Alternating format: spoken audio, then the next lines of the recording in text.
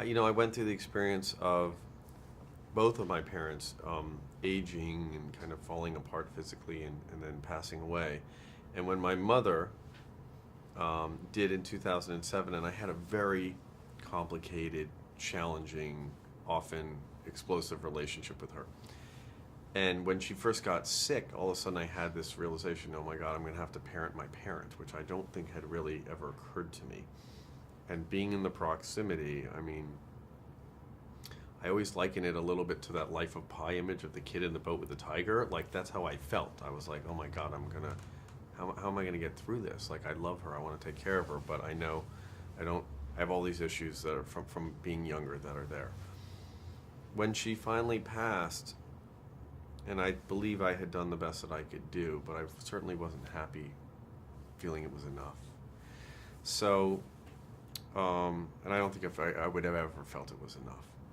So, but I started to imagine this story of this family where a mother dies, and the conflict is actually between everybody else in the family. And as soon as she's removed from the equation, this buffer that had been keeping everything in its place, all of a sudden the vacuum sucks everything in and the collision is explosive. And that was the impetus for the story. And my father was a lawyer, and a very powerful, brilliant lawyer, and I was a little bit of the troublemaker in my family, so getting cross-examined by him was tough. You could never get away with anything in my house. So there's a lot of Hank Palmer for me as a kid. My sister was like the perfect student. So that the combination of those elements eventually became what informed the movie.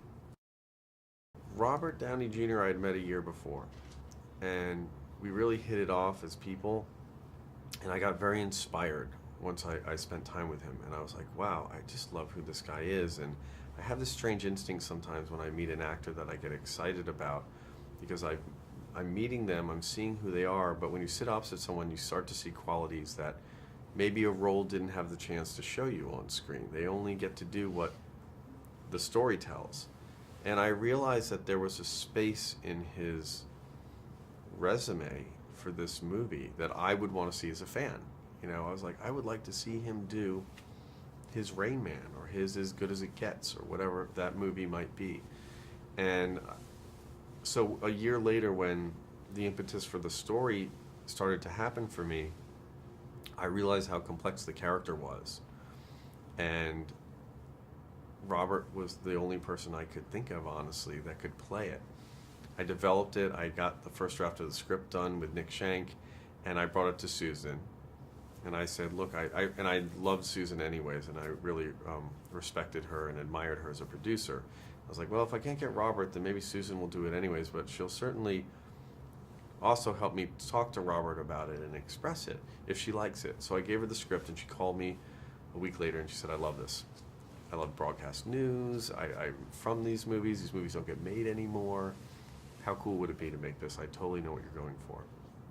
And then we sat down with Robert, and we talked to him, and he came into it. So he became a part of the fabric very early on.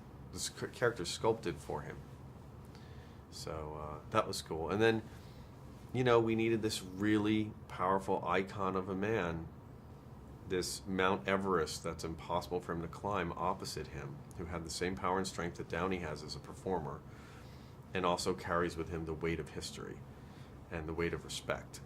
And Robert Duvall was the perfect man for that job. And a guy that, quite frankly, look, these roles are both written as hard men. They're unflinching, and you need actors that are not going to sit there and be worried whether they're likable or not. They have to trust that that's how you tell a story. And both of these guys are pretty, they're pretty badass in that way. They saw it, they liked the meat of it, and they never backed off.